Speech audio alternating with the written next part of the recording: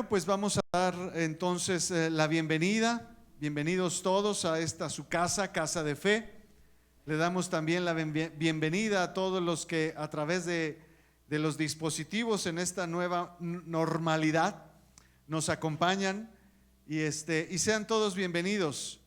Recuerden que no es que nosotros le demos la bienvenida a este lugar al Espíritu de Dios. Él es el que nos da la bienvenida porque este es su lugar, este es su recinto, es aquí donde Él habita y Él nos permite a cada uno de nosotros acercarnos a su presencia.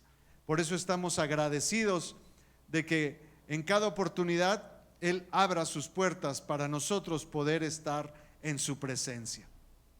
Sean entonces todos bienvenidos y como decimos, estemos agradecidos siempre. Es la manera, es la forma en que nosotros hemos detectado que podemos acercarnos de una manera digna delante de Dios, delante de su trono, con acción de gracias, acción de agradecimiento, de decirle cuánto estamos agradecidos de todo lo que ha hecho en nuestras vidas, cuán agradecidos estamos con Él por todo lo que ha intervenido en favor de nosotros.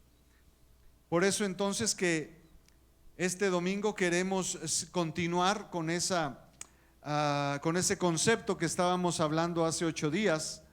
Hace 8 días estuvimos hablando de lo que era el carácter de Dios, de ver a Dios en la manera en que Él se ha manifestado a través de su palabra y que esa imagen que Él nos ha querido transmitir de quién es Él y lo que Él hace en favor de nosotros, nos vaya creando una imagen, nos vaya creando una forma de cómo podemos entender a Dios en nuestras vidas y poder entonces asimilar, poder entonces filtrar lo que sucede en nuestras vidas y entonces poder saber si esto o aquello viene o no de parte de Dios, ¿verdad? Solo conociendo su carácter, solo conociendo quién es Él, podemos identificar cada suceso en nuestras vidas en donde estamos parados.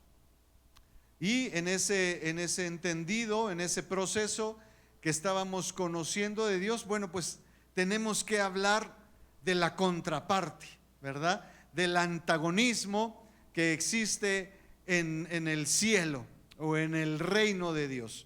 Y es por eso que este domingo hemos titulado este momento desde la perspectiva de lo que es una guerra, una lucha, ¿verdad? Del antagonista que es el enemigo, el enemigo que poco a poco también tendremos que ir descubriendo para entender que esto es la vida en Cristo es una postura que a lo mejor para muchos no estábamos bien identificándolo y por lo tanto a lo mejor estábamos viéndonos en unas circunstancias difíciles y complicadas. Hoy entonces lo hemos titulado así, en pie de lucha, ¿verdad? Haciendo referencia precisamente a esta lucha, esta batalla. En la Segunda Guerra Mundial, este personaje, primer ministro de la Gran Bretaña, Winston Churchill, fue muy criticado en su momento. Fue un personaje que por un lado es determinante, ¿verdad?, en lo que fue el desenlace de la Segunda Guerra Mundial, pero previo a este momento, pues fue muy criticado. Cuando en el gobierno de la Gran Bretaña, en el Parlamento, la intención no era de lucha, la intención en base al despliegue que estaba ocasionando Alemania, dirigida por Adolfo Hitler, pues el Parlamento y toda la ciudadanía inglesa estaba más con la intención, estaba más con la idea de buscar la paz, de buscar una reconciliación, de buscar sentarse en un diálogo y estar en una postura más de evitar el conflicto bélico. Obviamente este concepto, pues para la gran mayoría de los ciudadanos era una postura muy, pudiéramos decir, deseada. Nadie quería ni quiere estar en un conflicto bélico, nadie quiere verse involucrado en una batalla. Pero este personaje, Winston Churchill, insistía en que tendrían que prepararse, insistía en que tenían que empezar a ver las cosas desde otra perspectiva. Y él, viendo cómo el desplazamiento del ejército nazi estaba surgiendo en la Europa occidental, si vemos un poquito de la historia, vamos a ver que en un principio este ejército dirigido por Adolfo Hitler empezó a tener unas batallas, unas estrategias rápidas. Tenía unos ejércitos que se desplazaban rápidamente, tomaban control de las ciudades, de los países, porque los países no estaban ni siquiera preparados para un ataque. Entonces esta estrategia de, pudiéramos decir, de ataque relámpago, este ataque rápido, certero, preciso, hizo que Adolfo Hitler empezara a tomar mucho control en Europa occidental, a tal motivo que empezó a organizar y a controlar la gran parte de los países y acercándose rápidamente a enfrentar al enemigo principal que tenía, que era la Gran Bretaña.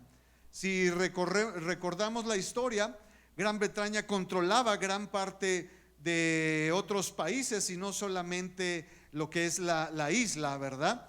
Gran Bretaña controlaba la India, Gran Bretaña controlaba el norte de África, tenía varios lugares en el Oriente Medio. Entonces, obviamente los nazis querían ese control. Cuando los nazis se están desplegando, se están moviendo, el país, Gran Bretaña, Inglaterra, no quería la guerra. Pero por otro lado, Winston Churchill decía, ok, nos podemos sentar a dialogar, pero este enemigo no le interesa dialogar. Este enemigo viene por lo que es nuestro, viene a tomar control de la isla y con ello tomar control de todas nuestras posiciones. Entonces había esa confusión, esa idea. Por un lado, las familias no estaban contentas de pensar que tendrían que mandar a sus hijos a la guerra, tenían que mandar a los esposos a luchar y morir en un conflicto bélico. Pero por otro lado, Winston Churchill estaba diciendo, ok, pero entonces, ¿qué vamos a hacer? Porque la gente decía, bueno, pues sentémonos y dialoguemos con el enemigo y hagamos las paces. Y él decía, este enemigo no le interesa la paz, este enemigo no se va a sentar.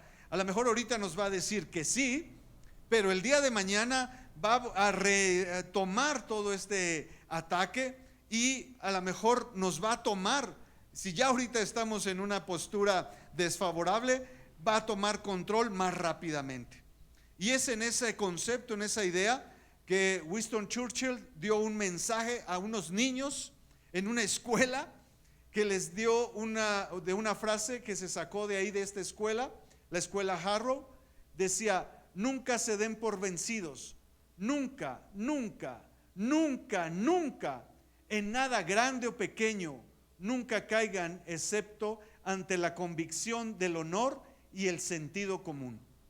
Claro, cuando este primer ministro va y habla a los niños, a los jóvenes, les está hablando a los niños y a los jóvenes que están ya viendo la posibilidad, ya es una cuestión viable de que se levanten y se enfrenten a un ejército. Cuando muchos de nosotros hemos tomado en un tiempo el servicio militar, jamás imaginamos vernos involucrados en un conflicto bélico. Muchos de nosotros, me recuerdo en mi generación, lo veíamos más como una obligación, como un momento en que teníamos que perder el tiempo los sábados y en algunos los domingos, ¿verdad? porque nunca habíamos considerado y nadie había contemplado que la preparación en el servicio militar era una parte que podría ser viable si el país entrara en un conflicto bélico. Obviamente a nadie le interesa estar involucrado en esto, pero cuando la amenaza ya está tocando a la puerta, ya no hay manera de sentarse y decir, bueno, vamos a voltearnos a otro lado, vamos a cambiar el canal de las noticias y vamos a sentarnos mejor a ver una película para distraernos, para quitarnos de esa idea. Cuando ya el enemigo está tocando a la puerta, cuando ya el enemigo está asomándose, ya no es posible hacer eso y se tiene que tomar una decisión. Es por eso que el llamado de Winston Churchill ante la amenaza de Hitler no fue un llamado a la resistencia, fue un llamado al coraje implacable y a marchar contra el enemigo.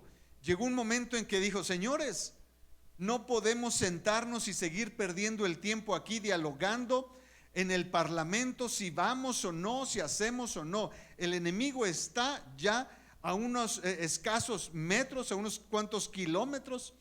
Los nazis ya habían llegado a Francia. Si vemos un mapa de Europa, solo los divide el canal.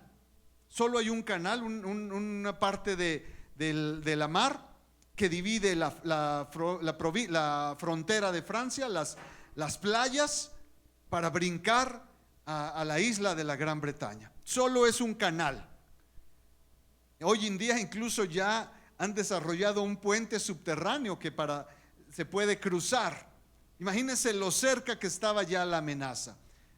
Este primer ministro dijo, señores, tenemos que actuar y tenemos que actuar ya. Y fue al final la decisión de este hombre, por unos en un principio, por su país, en un principio incluso los líderes del parlamento mal visto, fue la decisión rápida y precisa, la negociación que hizo con los otros países que formaron el grupo aliado, lo que pudo detener lo que conocemos ahora ya como la derrota de este eje central desarrollado por el país o por Adolfo Hitler y los países que estaban en la misma idea de controlar el resto de los países en Europa. Fue la decisión que tomó este hombre de negociar con los países que en un momento no estaban involucrados, pero que a la postre fueron los que le dieron el triunfo y que cambiaron el rumbo de la historia, y que hoy podemos decir que no estamos gobernados por un concepto nazista, fascista, sino que hay un concepto de cierta libertad, ¿verdad? A lo mejor hoy podemos decir, bueno, pues eso ya no está presente, pero en su momento fue gracias a esta intervención, a este mover rápido, tomar decisiones precisas, lo que ha desarrollado que el día de hoy estemos viviendo un mundo diferente. ¿Por qué estamos hablando de esto? Bueno, porque hablando precisamente de este concepto, pues debemos saber que la palabra de Dios también habla de una guerra, ¿verdad? Incluso hay un sinfín de imágenes por todos lados que hablan de esta batalla. Tomé este cuadro que está en uno de los tantos museos que se titula precisamente El Arcángel Gabriel venciendo a Satanás. ¿Por qué hay tantas imágenes y por qué tenemos tantos cuadros referentes o involucrados en pasajes bíblicos? Bueno, pues recordemos que históricamente hubo un tiempo en donde la iglesia tradicional no solamente era conocida como un concepto religioso, un concepto eclesiástico, sino también era un gobierno. Y acuérdense que dice un dicho, el que paga manda. Entonces, ¿por qué había tantos cuadros de esto? Porque había recursos, había muchos artistas que recurrían a estos líderes religiosos para que los financiaran, para que les pagaran, y ellos a su vez entregaban obras, pinturas, esculturas con referencias bíblicas, referencias religiosas. Entonces es por eso que tenemos tantas y tantas imágenes por todos lados. Pero el concepto que queremos manejar aquí es que la palabra de Dios nos habla precisamente de que hay una guerra, de que hay una batalla. Y obviamente es algo que, como en el parlamento inglés, muchos de nosotros no nos interesa, no nos gusta, no nos apasiona escuchar esa palabra. ¿Cuántos de nosotros hemos estado escuchando, hemos oído de lo que en algún concepto de este sentir se le ha titulado la guerra espiritual, ¿verdad? Estar o entrar a la guerra espiritual. Hay conceptos incluso de iglesias donde han determinado que son parte prioritaria de estar en esta lucha, en esta batalla. Y hay que entender, primeramente, hay que entender al enemigo para saber entonces cómo enfrentarse o cómo tomar acciones. Cuando el ejército alemán empezó a desplazarse rápidamente por Europa, el occidente de Europa, pues la estrategia era que empezaron a desarrollar canales rápidos, movilizándose en un área que ya Europa había desarrollado, que eran las comunicaciones. En aquel tiempo, vías férreas que recorrían toda Europa fueron utilizadas por el ejército para desplazarse rápidamente, para mover ejércitos, pero también para abastecer a esos ejércitos con armas, con alimentos, con todo lo que necesitaban. Conociendo esta estrategia, entonces es que los aliados pudieron desarrollar una estrategia y atacar precisamente a estas redes de distribución que tenían los alemanes. Empezaron a destruir vías férreas, empezaron a bloquear puertos de embarque. ¿Para qué? Para que no pudieran tener la comunicación. Empezaron a intervenir las comunicaciones, los telegramas o las maneras de informar, pues fue la manera en que desarrollaron esa estrategia. ¿Cómo entonces tenemos que involucrarnos o enfrentar esto? Bueno, pues lo primero es, ya lo decíamos, tenemos que conocer, ¿verdad?, del lado de quién estamos. Ya lo decíamos hace 8 días, si recordamos en el Salmo 10:5, ¿verdad?, que nos explica o nos da una manera de ver el carácter de Dios. El Salmo 10:5 dice: porque el Señor es bueno, su bondad perdura para siempre y su fidelidad por generaciones. Esto es algo del carácter de Dios. Ya decíamos, tenemos que identificar el carácter de Dios para saber, ¿verdad?, hablando de esta guerra, cuáles son los ataques del enemigo y cuáles son, por otro lado, las reacciones de los aliados o las estrategias de los que están en favor nuestro. En los Estados Unidos, en el se me fue el nombre, no es Secretaría del Tesoro, bueno, los encargados del papel moneda de los Estados Unidos, ellos tienen una peculiaridad para capacitar a la gente en cómo detectar los billetes falsos.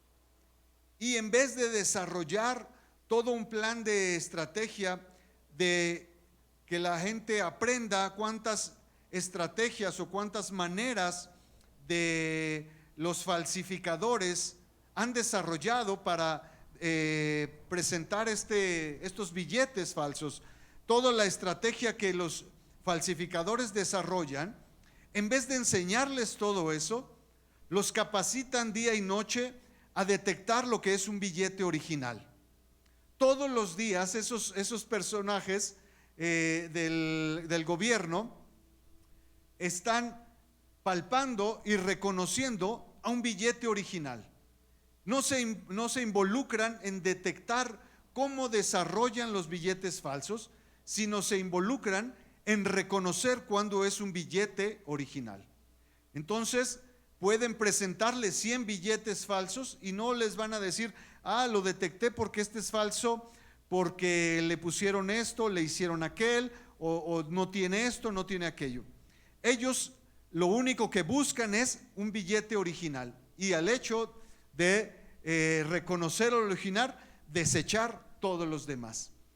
¿Por qué estoy diciendo esto? Porque entonces, para que nosotros podamos identificar las acechanzas, las estrategias del falsificador, es más importante reconocer lo original y no estarnos peleando con lo que es falso, con lo que es entonces apócrifo, ¿verdad? Entonces, ¿cómo describimos o cómo describió Jesucristo al enemigo? ¿Cuál fue, digámoslo así, la manera en que él lo desenmascaró? Bueno, pues en el Evangelio de San Juan, ¿verdad? Perdón, me brinqué. Creo que puse una diapositiva. En el Evangelio de San Juan, capítulo 10, versículo 10, Jesucristo dijo: el ladrón no viene sino para hurtar y para matar y destruir. Yo he venido para que tengan vida y para que la tengan en abundancia. Entonces él describió al enemigo. Entonces, sí, ¿qué es un enemigo? Es un contrario, un adversario, es una nación armada con quien se está en guerra. No es de tal manera, el enemigo no es una persona con una, ¿cómo pudiéramos decir? Con un propósito en el cual en cierto momento en nuestro camino hay una disputa o hay una fricción. Dice aquí que el enemigo es un país en el cual está en guerra, literal.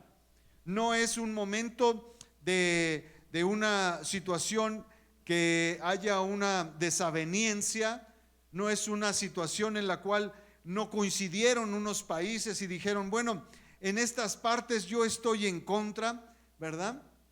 No es como cuando están dialogando, como cuando están sentados relacionándose, o cuando están en un trato de cada uno expone sus puntos y podrán tener puntos a favor y tendrán puntos en contra. Dice, el adversario no es alguien con el cual estamos dialogando, no es alguien con el cual estamos viendo cuáles puntos tenemos a favor y los puntos que estén en contra, tratar de solucionarlos. La referencia a enemigo es un adversario, un contrario, una nación armada con quien se está en guerra. En otras palabras, no hay oportunidad de diálogo, no es un país con el cual se pueda sentar a dialogar, así como el parlamento inglés quería sentarse a dialogar con los nazis.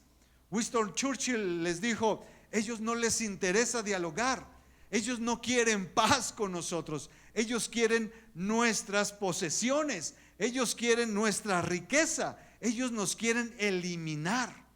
No hay manera de diálogo con ellos. Es entonces que podemos ver, hablando de lo que decíamos, cuál es el carácter de Dios versus cuál es el carácter del enemigo, o cómo se describe el enemigo.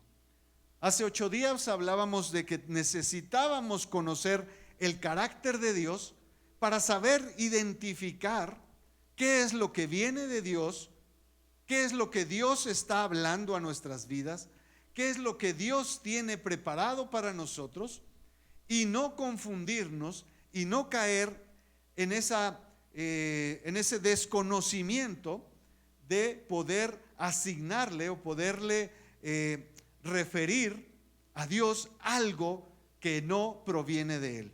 Y entonces descubrimos o identificamos estos 4 puntos que pertenecen al carácter de Dios. Dios es grande, Dios es poderoso, Dios es bueno, Dios es misericordioso. Cuando hablábamos y decíamos Dios es grande, estábamos refiriéndonos a que no hay nada ni nadie que pueda estar por encima de Él. El Dios creador de lo visible y lo invisible no tiene competencia.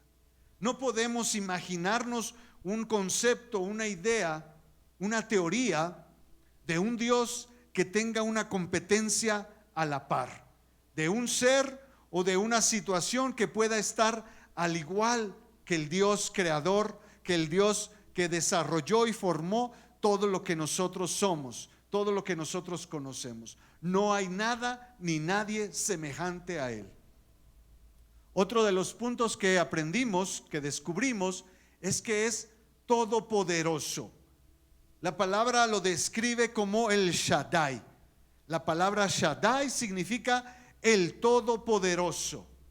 Y cuando dice el todopoderoso implica que no hay nada que no pueda hacer. Cuando la palabra está representando el todo, un todo, no hay nada que quede fuera de esa palabra. Cuando nosotros entendemos que hablamos conceptos que de repente para nosotros no tienen la referencia exacta. A veces para nosotros la palabra todo o la palabra nada son a veces conceptos un poquito fuera de sí. Porque cuando decimos todo, implica todo. Y a veces nosotros decimos, bueno, es todo, pero puede tener una excepción.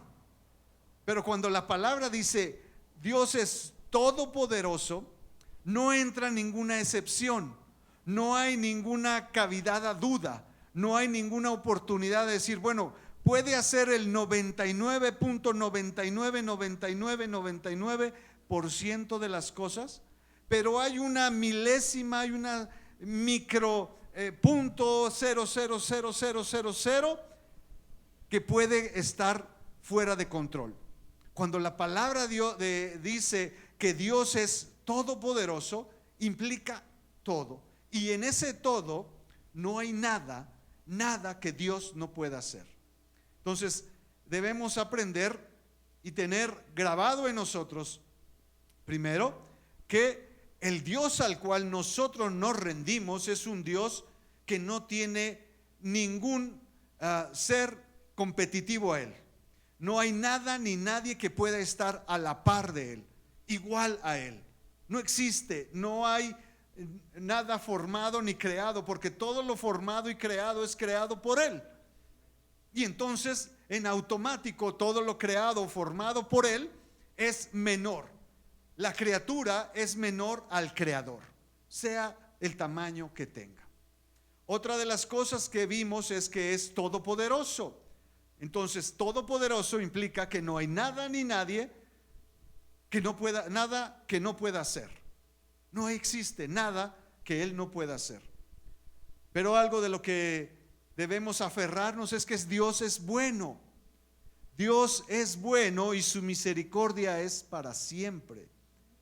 Dios es bueno y su misericordia es para siempre. Eso no cambia. Eso no hay nada que pueda alterar, porque es su carácter. Ya lo decíamos, que Él no solamente puede hacer todo, no hay nada que Él no pueda hacer, pero la intención que lo mueve siempre está en este sentido, en hacer las cosas buenas, en hacer el bien, y que todo lo que hace lo hace por misericordia, no porque se lo debamos, no porque Él tiene una deuda con nosotros. Todo lo que Él hace es porque su esencia es el amor. Si pudiéramos entonces decir en ese todopoderoso, a lo mejor podría caber algo, podría caber en este concepto de nuestro de poner todopoderoso, y entonces hay conceptos que no puede hacer. Si lo pusiéramos entonces aquí, sí habría algo que Dios no puede hacer: la maldad. Dios no puede hacer, no sabe cómo hacer lo malo. Dios conoce lo malo. Dios está enterado de todos los caminos, de todas las maneras, de todos los métodos para hacer lo malo, pero Dios no hace lo malo. Entonces, cuando la gente de repente piensa y dice: ay, es que me pasó esto porque Dios me castigó. Entonces tenemos que ver esa acción y ver en cada uno de estos puntos dónde entra esa acción. Dios me castigó porque Él es poderoso. Bueno, sí lo puede hacer, porque Él todo lo puede hacer. Pero entonces me castigó porque Dios es bueno. Me castigó porque lo quiere hacer por misericordia. Vemos cómo entonces cuando aprendemos a identificar el carácter de Dios, podemos entonces poder discernir entre cada una de las situaciones en donde estamos parados y poner entonces manos a la obra y poder entonces tomar decisiones, como ya lo decíamos, hablando de el primer ministro Winston Churchill. Él pudo entender cómo se estaban moviendo las cosas y pudo entonces poder reaccionar de la mejor manera posible que se pudo en ese tiempo. Y entonces vamos a ver el carácter o la descripción que Jesús o la palabra de Dios habla o describe al enemigo. Dice: es mentiroso, es asesino y es ladrón. ¿Podrá entonces en este concepto hacer cosas que sean buenas? Un ladrón estará dentro de sus parámetros el hacer algo bueno, el obsequiar algo a los demás. Su ideología y su concepto es quitarle a los demás. Él planea, desarrolla, tiene toda una estrategia para quitarle a los demás, para destruir a los demás, para matar a los demás. Que en esa estrategia pueda presentar algo que parezca bueno, entonces pudiera caber. ¿Qué quiero decir con esto? Pudiera el enemigo hacerle un favor a alguien en determinado momento. Si él tiene cierto control en el área sobrenatural, pudiera hacerlo, como pudiéramos ponerlo en palabras comunes, ¿pudiera el enemigo hacer un milagro a alguien? ¿Tiene la capacidad de hacerlo? Sí. Pero ese milagro que le está haciendo, ofreciendo a alguien, ¿lo hace por amor? ¿Lo hace porque le interesa a la persona? ¿Lo hace porque tiene pasión? ¿Porque está anhelando el beneficio de esa persona? No.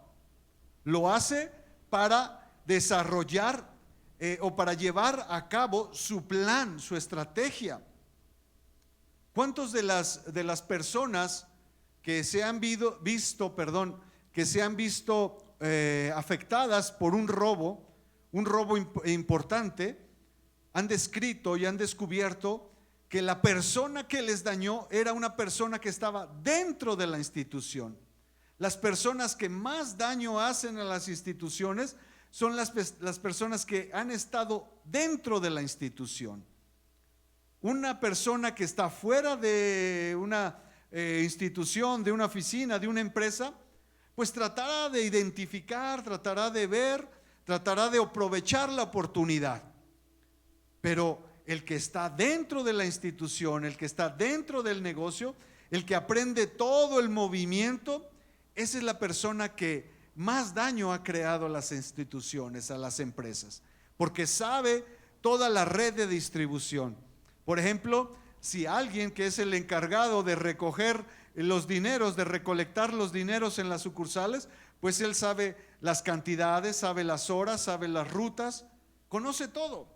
Y entonces en base a esa información va a desarrollar su plan. ¿Qué quiero decir con esto?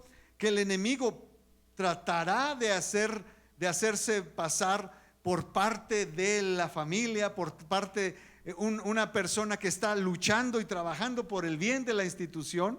El enemigo podrá hacerse pasar por el empleado ejemplar en ese comercio, por el empleado de confianza, ¿Por qué? Porque está buscando la oportunidad, está buscando la manera de cuando se descuide, de cuando el dueño, el empresario baje las, ¿cómo se dice? Cuando se ponga vulnerable, entonces atacar y robar. Entonces, ¿qué estamos diciendo? Que el enemigo podrá hacer dentro de su estrategia cosas que parezcan buenas, pero la finalidad siempre va a ser esta: mentir, robar y matar. Ese es el fin y el propósito. Cuando nosotros entonces empecemos a ver esto, vamos a poder discernir y entonces tomar decisiones rápidas y precisas. La palabra de Dios habla de enemigos, sí habla de enemigos. La palabra de Dios los describe, sí los describe.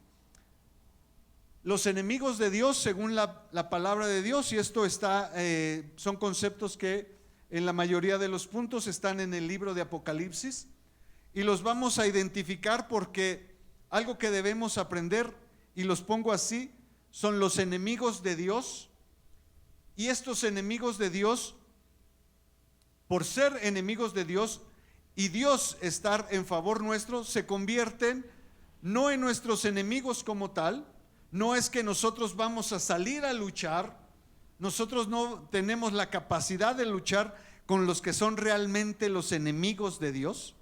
Según Apocalipsis, bueno, pues el principal enemigo es Satanás, ¿verdad? Después también están los demonios inicuos, esos demonios que fueron arrastrados, llevados, que se unieron, ¿verdad?, a Satanás, y quienes reúnen a las naciones contra Dios. Otros también son los hombres de desafuero, hombres que van contra la ley de Dios, hombres que violentan la ley de Dios y que son apóstatas y que se colocan en una oposición franca y directa con Dios. Lo hemos dicho y hemos tomado estos conceptos que la gente habla. Dice, pero Dios ama a todos. Sí, es cierto. Dios ama a todo el mundo. Dios ama a toda la humanidad. Pero no toda la humanidad ama a Dios. Hay una diferencia. No porque Dios ame a toda la humanidad quiere decir que la humanidad le responde de igual manera. Hay gente que por decisión, por tener ya una postura, tal vez como dice la palabra, una mente entenebrecida, un entendimiento engañado, ha tomado la decisión de voluntariamente ir contra la voluntad de Dios. Parece un trabalenguas, pero voluntariamente van contra la voluntad de Dios, contra la ley de Dios. Otros, habla el Apocalipsis también de Babilonia la grande, cuyos pecados se han amontonado hasta llegar al cielo. Otro es la bestia salvaje que sale del mar, que recibe su poder y autoridad del dragón, de Satanás. Esto está en el libro de Apocalipsis. Si ustedes lo quieren leer, digo, no es algo para que tengamos que estar tomando cursos. Creo que es algo de lo cual simplemente tenemos que tener la idea y el concepto. Habla también de una segunda bestia que se va a manifestar, que es la bestia salvaje de 2 cuernos, que promueve la adoración de la bestia marina.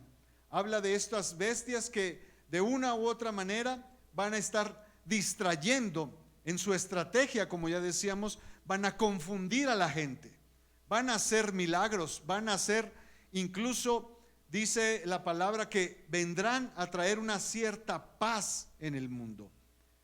Harán que la gente crea y esté convencida de que este mover, de que esta nueva bestia está haciendo cosas a favor de la humanidad.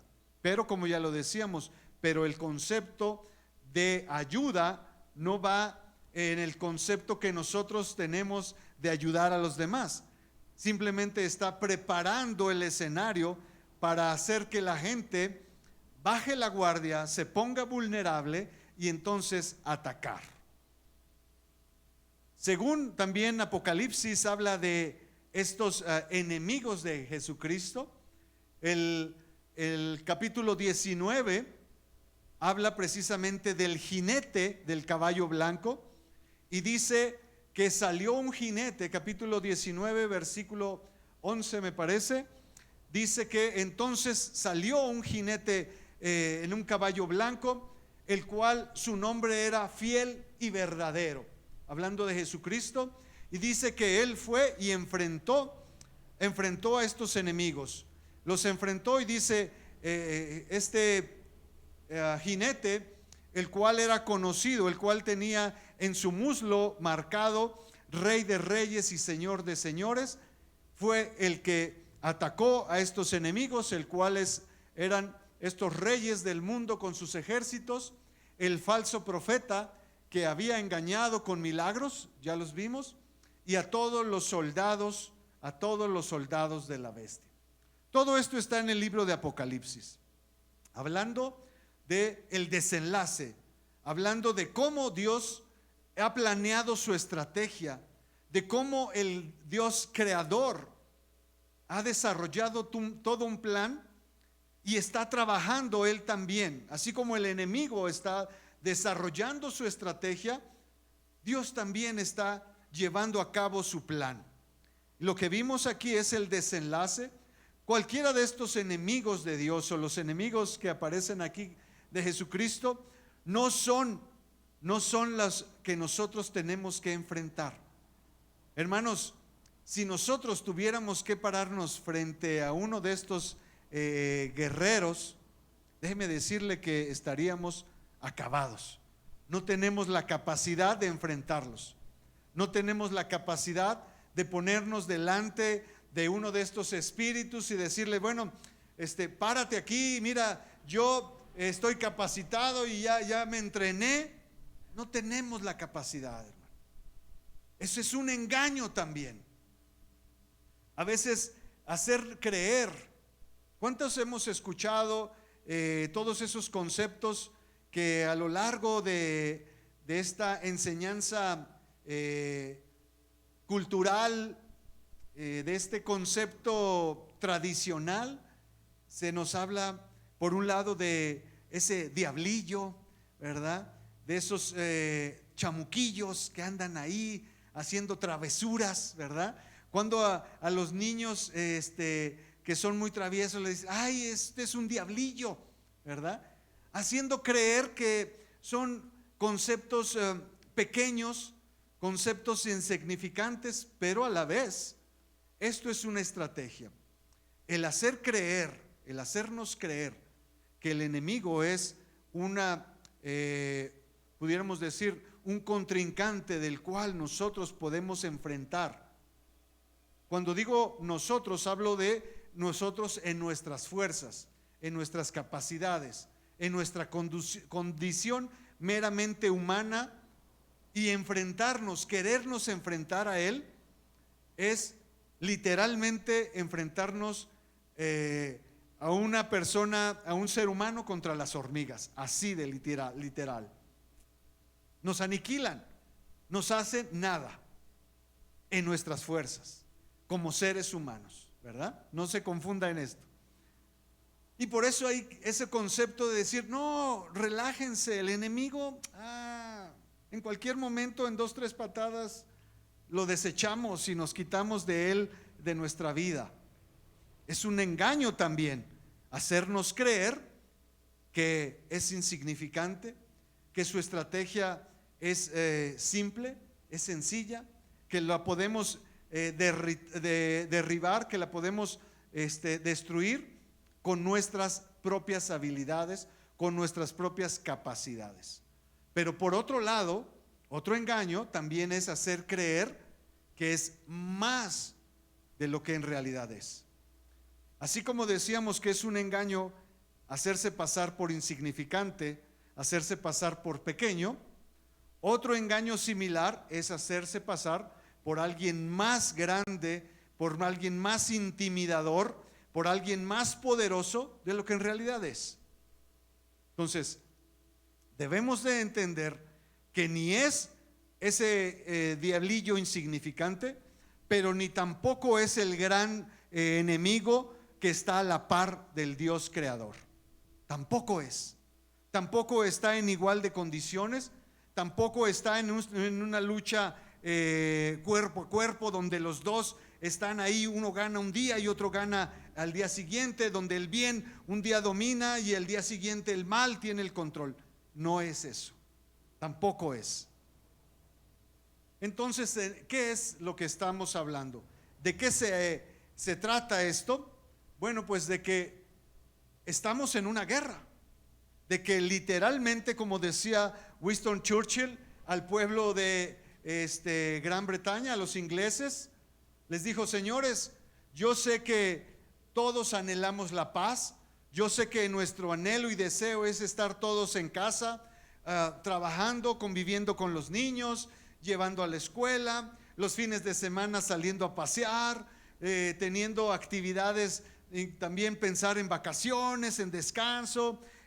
Pero señores, hoy estamos en una guerra y no podemos cerrar los ojos ante esto. Cuando vemos en Colosenses 1:13 que Jesucristo nos ha trasladado del reino de las tinieblas a su luz, al reino de la luz, no es nada más un proceso de rescatarnos y ponernos a salvo. Dice en Efesios 6:11 que Él nos ha reclutado para esta guerra. Dice: no tenemos esta guerra contra sangre y carne, sino que tenemos una guerra contra huestes, ¿verdad? Contra espíritus malignos, contra potestades, contra reinos de las tinieblas. Ese es en realidad el proceso. No solamente fuimos removidos del reino de las tinieblas al reino de la luz, sino que fuimos llamados, fuimos reclutados. Y habla de ese llamado cuando se le llama a los reclutas, ¿verdad? De ese llamado que, aunque la gran mayoría de los ciudadanos está haciendo su vida ordinaria, su vida cotidiana, en un momento de guerra son llamados y les dice: no hay problema si tú trabajabas en un banco, ya no hay distinción de tú si eras empresario y tú eras el empleado. Hoy los dos están en igual de condiciones. Hoy los dos tienen que salir y enfrentar al enemigo, porque es un enemigo en común. Si no creemos que estamos en una guerra, estaremos mal preparados para lo que viene o desilusionados con lo que ha sucedido. Si no entendemos que el enemigo no está en paz, no toma momentos de descanso, si no estamos enterados de que el enemigo va a aprovechar toda circunstancia que esté dispuesta, que nosotros hayamos permitido, cada situación que nosotros hayamos dejado abierta, cada puerta que se haya quedado abierta, el enemigo la va a tomar. Cada situación que nosotros dejemos olvidada, el enemigo la va a tomar. Jesucristo habló de que nuestros enemigos teníamos que verlos, ¿verdad? Y tratarlos como nuestros amigos. Pero habla de las personas. Por eso decía el apóstol: no es el problema, no lo tengo con la persona, lo tengo con el que está en control de las situaciones, con el que mueve y hace que estas personas se levanten en contra. Cuando vemos en el Antiguo Testamento lo que el Señor hizo, lo que en su momento el pueblo de Israel, por el hecho de caminar simplemente en el desierto, países se levantaban y los iban a buscar para pelear. Y ellos decían: nosotros no queremos pelear, estamos pasando nada más por aquí. Y ellos le decían: no vas a pasar. ¿Por qué? Porque lo digo yo, porque no quiero. Y hazle como quieras, ¿verdad? ¿Qué tenía que hacer el pueblo? El pueblo tenía que entrar en esos conflictos, entrar en batallas. Incluso Dios mismo le dijo al pueblo: que no peleara con ciertos pueblos. Al pueblo de Israel se le dio la instrucción clara y precisa: vas a cruzar por estos territorios y no vas a pelear con ellos. Pero si ellos se levantan y me hacen pelea, pues les das la vuelta, pero no puedes pelear con ellos. ¿Cuáles son estos países? ¿Cuáles son estos territorios? Los moabitas y los amonitas. ¿Por qué? Porque eran los hijos de Lot, eran familiares de ellos. Y Dios les dijo: los terrenos, los territorios en los que ellos están no son tuyos, son tus familiares y los tienes que respetar. Pero si me quieren pelear, pues te vas por un ladito, pero no peleas con ellos. Claro, le dio otros lugares donde sí les dijo: pelea y conquista. La tierra prometida estaba habitada por otros personajes, por otros países, perdón, por otros ciudadanos, ¿verdad? Ya lo sabemos. Y a ellos sí, Dios literalmente les dijo: expúlsalos, toma esos terrenos porque son tuyos. Entonces tenemos que aprender que estamos en una franca batalla, en una guerra. No hay tregua en esta batalla. Jesucristo habló de esa paz con las personas. Claro que Jesús tuvo enemigos. Incluso podemos ver que en cierto pasaje, uno de los que iban a arrestarlo, si recuerdan, va un soldado del grupo que va a arrestar a Jesús, y uno de ellos, a espada de Pedro, pierde una oreja. Jesús le hace un milagro a ese soldado, un soldado que va a tomarlo cautivo. Aún y ahí Jesús le hace un milagro. Claro, no sabemos qué pasó después, pero no podemos negar que muy probablemente ese soldado tuvo que obedecer indicaciones, y a lo mejor fue uno de los que esposaron a Jesús, o uno de los que lo llevaron amarrado, o de los que lo golpearon, no podemos negar que no pasó. Aún y cuando recibió un milagro de Jesús, Jesús habló precisamente de ese amor a los enemigos, hablando de la condición en que Jesús ponía algo sobre ellos. Yo sé que esa persona, ese soldado, tuvo que haber obedecido a sus autoridades y le dijeron: amarra a Jesús. Tuvo que hacerlo, pero yo creo que en su corazón había una confrontación. Sus sentimientos tuvieron que estar en esa confusión, en esa dualidad de ¿qué hago? ¿Lo hago? ¿No lo hago? Me siento confrontado. Y eso es lo que Jesús hablaba. Tenemos que hacer a nuestros enemigos, tratarlos con bien, porque se lo merecen, no para confrontarlos a lo que están haciendo, para que llegue un momento en que ellos se vean entre la espada y la pared y digan: ¿sigo haciéndolo o dejo de hacerlo? Pero hablando de esa paz que hablaba, de ese amor, Jesús nunca dijo que venía a sentarse a dialogar con el enemigo. Dice el Evangelio: el reino sufre violencia y solo los valientes lo arrebatan. Jesús vino a decir: yo traje espada, he venido a traer división. No vengo a sentarme a dialogar con el enemigo. Yo no vengo a sentarme a la mesa de diálogo con Satanás y poner mis condiciones y que él ponga sus condiciones y llegar a una cierta paz. Jesús vino a deshacer, dice, a dejar deshechas todas las estrategias, todo lo que el enemigo quería hacer. Por un lado, Jesús enseñó y nos puso por manifiesto que no eran las personas con las que estábamos en conflicto, como en un tiempo sucedió con el pueblo de Israel. El pueblo de Israel entendió y comprendió a su manera que estos pueblos eran sus enemigos y que el conflicto que tenían eran con las personas. Así lo vieron y así lo llevaron a cabo. Jesús dijo: has oído en la tradición judía les habló y les dijo: la tradición judía dice que ama a tus amigos y odia a tus enemigos. Pero la palabra de Dios, ya lo vimos, que no dice eso. Era una manera de cómo ellos interpretaron lo que Dios estaba haciendo. Dios estaba en favor de la familia del pueblo de Israel, pero estaba en contra de los pueblos que no eran.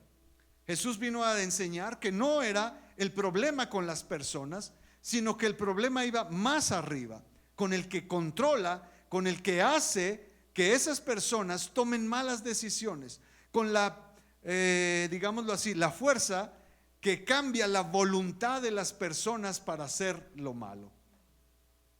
Es por consiguiente entonces que podemos resumir en que Colosenses 2, 14 y 15 dice: anulando el acta de los decretos que había contra nosotros, que nos era contraria, quitándola de en medio y clavándola en la cruz, y despojando a los principados y a las potestades, los exhibió públicamente, triunfando sobre ellos en la cruz. Cuando nosotros entonces vemos que es una guerra sin tregua, pero no una guerra en donde nosotros somos los responsables, sino que habla que tenemos una alternativa para enfrentar a esto, que es Jesucristo mismo, que dice que la palabra de Dios nos dice que cuando nosotros nos sumamos a Él, cuando vimos Apocalipsis, habla de que dice: va el jinete en el caballo blanco lidereando. El líder es Jesucristo. El que derrota y el que enfrenta a los enemigos es Jesucristo. Y nosotros no somos llamados a enfrentarlo en nuestras fuerzas. Somos llamados a seguir a este general. Somos llamados a sumarnos a las huestes celestiales en favor, a las huestes que están luchando al lado, que están puestas en Jesucristo. No estamos nosotros llamados a enfrentar en un cuadrilátero, a sentarnos como esos boxeadores, ¿verdad? Suéltenme a este y yo ya me preparé, ya me entrené y yo puedo darle pelea. No estamos capacitados, no estamos preparados, pero sí tenemos la alternativa, sí tenemos una salida. Y es por consiguiente que tenemos que ver que el rey está en medio de esta pelea. El rey ya venció. El rey que va delante de nosotros es el que nos va liderando. Es el que tiene el control para salir adelante. Es el que ha luchado y ha vencido. No podemos sentarnos a cerrar los ojos y decir: bueno, Jesús ya venció, entonces las cosas van a seguir ya en paz. Queremos vivir tranquilos. Queremos enfocarnos nada más en nuestras cosas. No. Hay una parte que tenemos que hacer. Hay una parte que podemos entonces descifrar. Y yo aquí lo he anotado y quiero ponerles estos puntos. Dice: porque estamos en guerra, y la guerra con las fuerzas y los efectos son contra los poderes del infierno. Esta es una guerra contra los poderes y las fuerzas del infierno. Una guerra sin cuartel. Una guerra en la cual esta oscuridad está obstinada. Esta guerra es contra estos poderes que están obstinados en destruirnos. No quieren dejar nada. Cuando nosotros hablábamos precisamente de estas batallas que pasaban en los años, no sé, cuando hablábamos del tiempo del pueblo de Israel que entraba en estas batallas, una de las cosas que vimos es que el enemigo, cuando llegaba y enfrentaba, no nada más destruía o aniquilaba a las personas, sino que destruía las ciudades, aniquilaba todo lo que había, toda la vida, pero también todo lo que se había edificado era destruido. Entonces podemos decir que esa intención del enemigo no es matar a unos cuantos, no es distraer a unos cuantos, no es llevarse a unos cuantos, es aniquilar, es dejar cero a nosotros. Y no nada más a nosotros, a nuestros seres queridos y al mayor número posible de personas en el mundo. Ese es el propósito del enemigo. No va a bajar la guardia, no va a desistir de eso. Pero cuando el primer ministro Winston Churchill les dijo al pueblo de Inglaterra que tenían que salir a luchar, que les dijo: no tenemos otra opción, tenemos que enfrentarlo y vamos a morir si es necesario por lo que hemos ganado, por nuestras convicciones, por lo que somos nosotros como ciudad.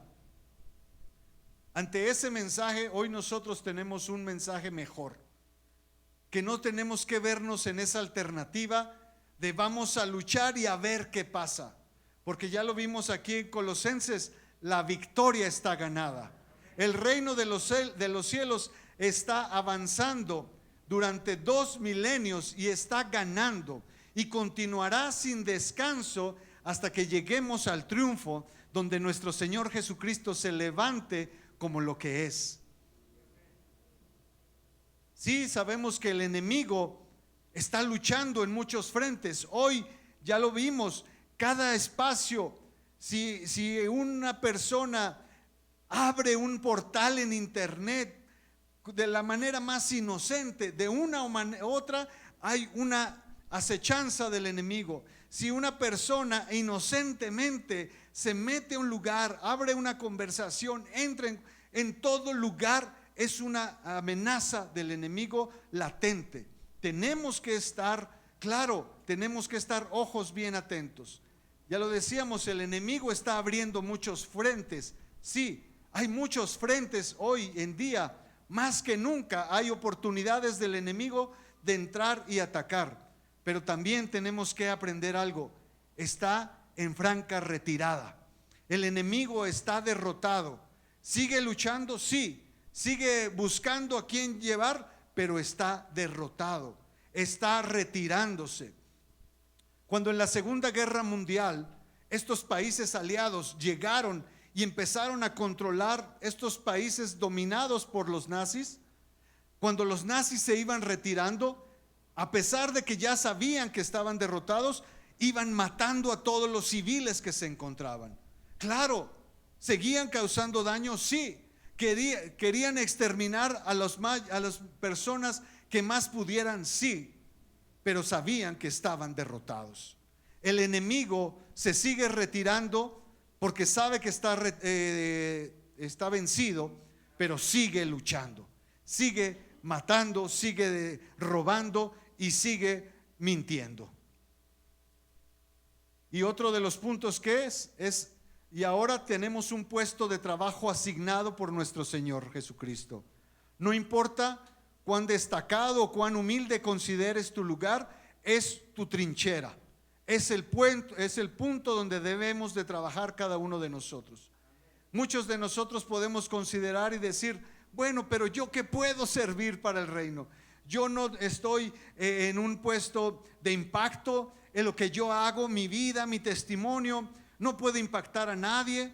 Yo lo que hago es insignificante. No, debemos recordar que tenemos un puesto asignado. Cada uno de nosotros tenemos un puesto asignado por nuestro Señor Jesucristo. No podemos bajar la guardia, no podemos decir que nuestra asignación, nuestro punto de trabajo es difícil. No podemos pensar en que este puesto que me asignaron es muy complicado para mí. Este trabajo puede causarme muchos problemas. Hermano, tenemos que pensar en que no estamos hablando ya de nosotros, estamos hablando de la causa. Y lo que importa es la causa, no tanto lo particular, sino lo general. Cuando la iglesia primitiva se vio atacada, la gente se entregó porque sabía que no tenía que buscar su salvación, sino lo que estaban buscando era impactar a las siguientes generaciones. Debemos de vernos así. No se trata de lo que yo voy a ganar, no se trata de lo que el reino va a hacer por mí, se trata de lo que el reino va a impactar a otras generaciones. Se trata de lo que el reino va a impactar a los que aún siguen cautivos. Se trata de lo que el reino va a traer, esa nueva oportunidad para los que siguen en la oscuridad. Así que, hermanos, mantengamos nuestro puesto con todas las fuerzas, sea lo que sea. Mantengámonos alertas y no descuidemos nuestras responsabilidades. No difame al comandante, no obstaculice la causa, no dañe a sus compañeros. Permanezca en servicio activo hasta que reciba su corona. Dice segunda de Timoteo el apóstol Pablo: he luchado la buena batalla, me he mantenido hasta el fin y hoy sé que voy a recibir el premio incorruptible. Y al final dijo: y peleemos la buena batalla. Peleemos la buena batalla de la fe. En lo que depende de nosotros, estemos en paz con todos los hombres, como dice Romanos 12:18. Pero luchemos contra las fuerzas espirituales de la maldad hasta la muerte. Si el enemigo toma la playa, luchemos en la playa. Si el enemigo toma los campos, luchemos en los campos. Y no estoy hablando de los campos Zacatecas. Vi que ahí Andrea dijo amén. Si el enemigo se va a los campos luchamos. Si se va a las calles, en las calles luchamos. Sigamos, no nos podemos rendir, no podemos dejar tregua. Confiemos en nuestro comandante supremo, aliado con las estrategias generales y el despliegue de sus fuerzas. Él sabe lo que está haciendo y derribará al enemigo. Por nuestra parte, seamos fieles en nuestros mensajes y resolvamos y estemos convencidos de nunca rendirnos. Amén. Hermanos, estamos en esta lucha, pero no es una lucha como cualquiera.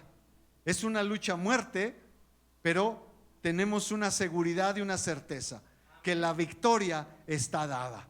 La victoria ya ha sido tomada. Vamos entonces a identificar que las cosas no suceden porque a Dios se le salga de control.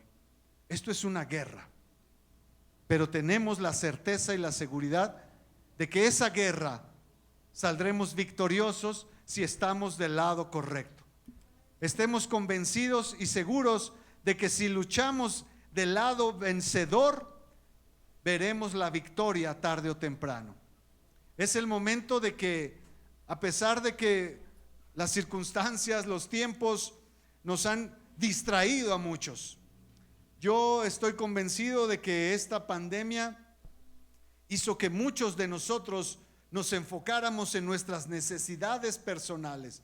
Esta pandemia hizo que muchos de nosotros buscáramos resolver nuestras prioridades ante cualquier cosa y nos empezó a distraer de lo que era nuestro requerimiento por parte de Dios. Esta pandemia nos quiso distraer, pero así como en determinado momento las fuerzas enemigas, las fuerzas nazis que quisieron atacar y aprovechar el descuido de los países y tomaron de cierta manera control rápido, hubo una decisión correcta, una decisión rápida que llamó a las fuerzas, involucrando a los que no estaban en ese momento siendo parte de, y el hecho de haber involucrado a todos y haber tomado una estrategia rápida y precisa, en haberse enfocado, en haber dicho: no vamos a estar luchando contra todo, vamos a enfocarnos en lo que es en la fuerza prioritaria del enemigo y vamos a enfocarnos ahí y vamos a destruir ahí. Y fue así como los aliados acabaron con el poderío nazi. Fue ahí donde los nazis se vieron incomunicados. Fue ahí donde los nazis no pudieron avanzar porque les cortaron los caminos. Nosotros podemos hoy aprender que Dios ya tiene una estrategia y esa estrategia la está llevando al pie de la letra, y esa estrategia nos llevará a la victoria. No desanimemos, no nos entristezcamos por lo que de repente vemos. Levantemos nuestra bandera y digamos: Señor, aquí estamos y estamos dispuestos a ir hasta donde nos mandes. Estamos dispuestos a hacer lo que nos digas que tengamos que hacer, y veremos la victoria en nuestras vidas. Y no solamente eso, veremos la victoria del reino en más y más vidas.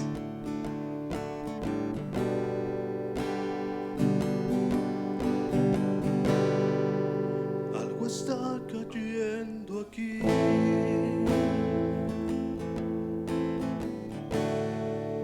Es tan fuerte sobre mí.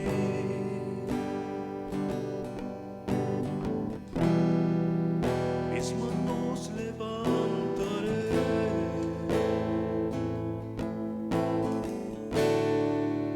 y su gloria tocaré.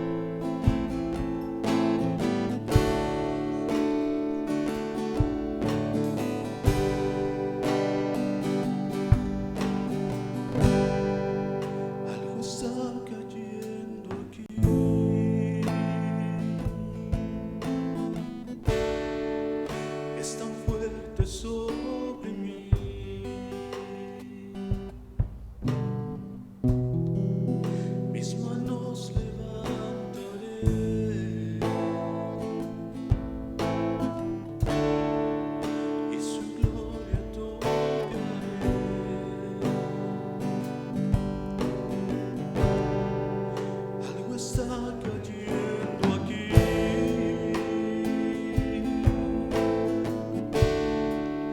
Es tan fuerte sobre mí.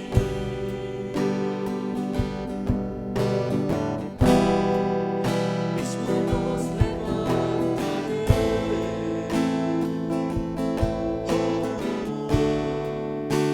Su gloria tocaré.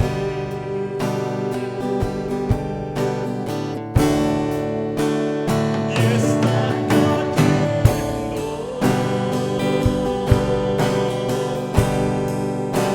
Su gloria sobre mí.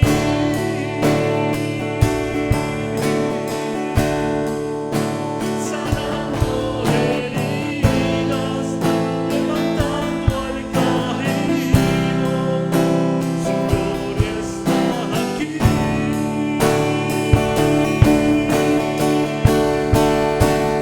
está cayendo, su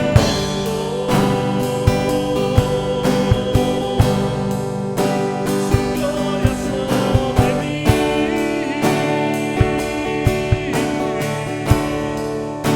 Sanando heridas, levantando al caído, su gloria está aquí.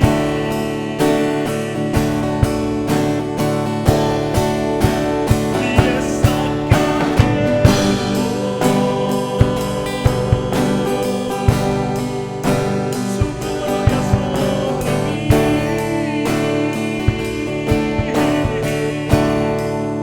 Sanando heridas, levantando al caído, su gloria está aquí.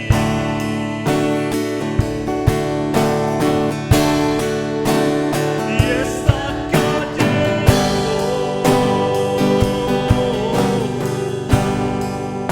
su gloria sobre mí.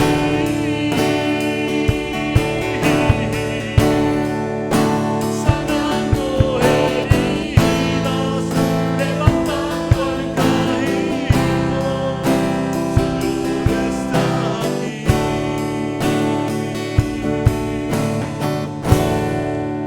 Su gloria está aquí.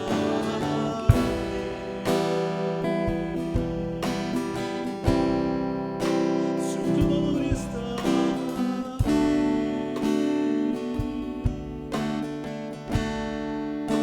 Su gloria está aquí.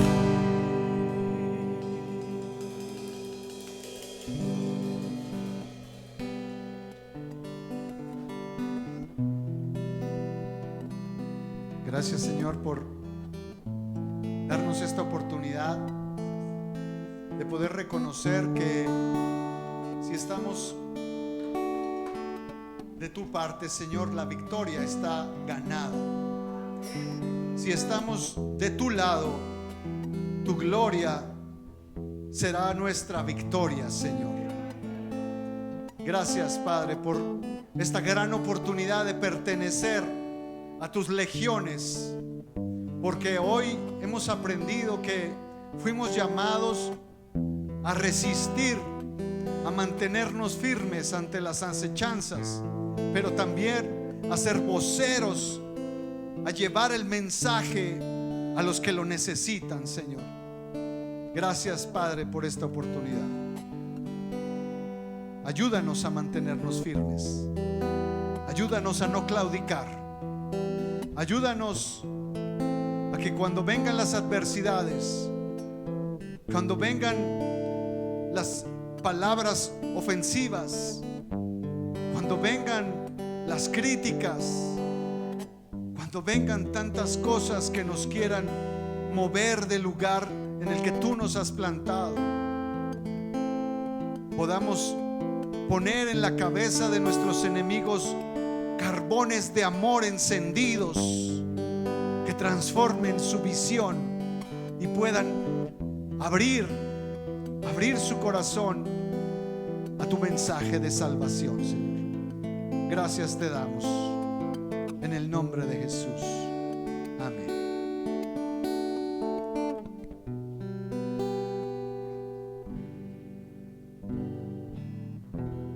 Bueno, pues pues vamos a orar también por estas ofrendas que Dios ha dispuesto en su corazón en cada uno de ustedes. Vamos a darle gracias también por esa parte, ese cuidado, esa provisión que Él tiene con cada uno de nosotros. Padre, te damos gracias por estos corazones generosos, por estas familias aquí representadas, Señor, por estos empleos de cada uno de mis hermanos. Padre, gracias por estos talentos que tú has puesto en mis hermanos para desempeñarse en su trabajo. Te pedimos que en todo tiempo, mi Dios, esto no sea una parte que robe la paz, que las finanzas no sea algo que está como prioridad en nuestra vida, sino que nuestra prioridad seas tú, Señor. Y sabemos que tú añades, Padre, añades alimento, añades provisión. Tú eres quien nos da, Señor, para pagar deudas, para poder seguir, Señor, avanzando también en esta área. Te damos gracias, Padre. Yo te pido y te pedimos todos que les bendigas, que les multipliques, y que en cada tiempo y en cada momento tú sigas abriendo puertas para bendición de mis hermanos. Padre, enséñanos a ser buenos administradores de las finanzas que tú nos pones. Enséñanos, Padre, a saber cómo administrar nuestro dinero, Señor. Sé tú el que nos orienta en todas las áreas. Danos sabiduría también para esta área, mi Dios. Y todo esto, Señor, te damos gracias y te lo ponemos en tus manos, en tu nombre, en el nombre de Cristo Jesús. Amén.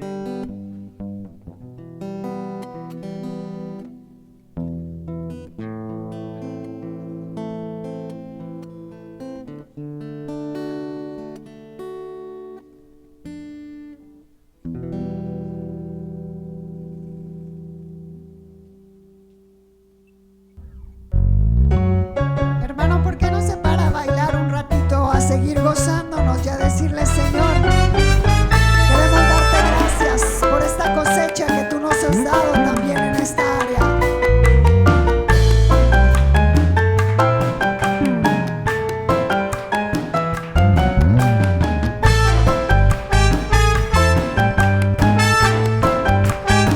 ¿Cuántos se van gozosos?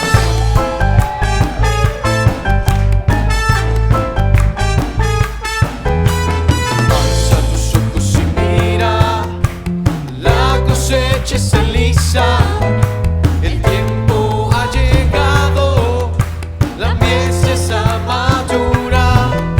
Esfuérzate y sé valiente, levántate y predica a todas las naciones que Cristo es la vida y será llena la tierra de su gloria, se cubrirá como las aguas cubren la mar y será llena la tierra de su gloria, se cubrirá como las aguas cubren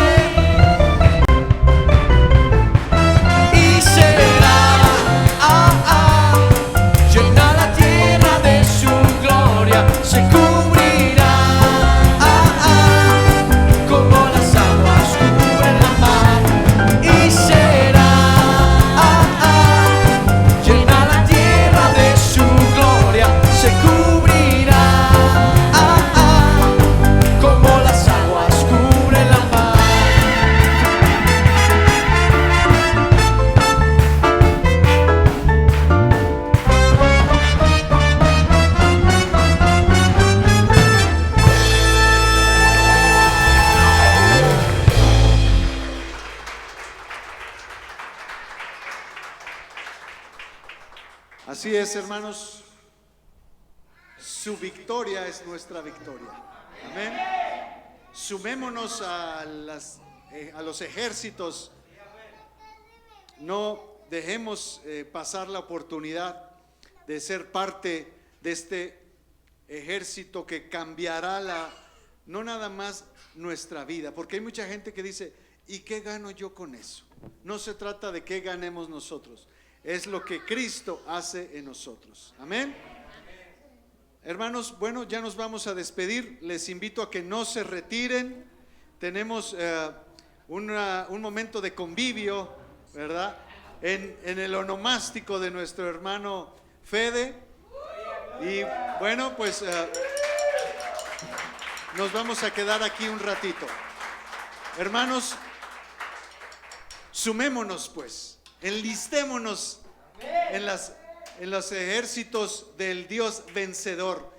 Luchemos contra las huestes invasoras para que el reino sea y vuelva a ser y se coloque en el lugar que debe de estar. Amén. Hermanos, que Dios los bendiga, que Dios los guarde, que Dios les dé fuerzas para seguir manteniéndose firmes en esta lucha. Amén. Dios les bendiga y como siempre decimos, hoy sí, coman rico.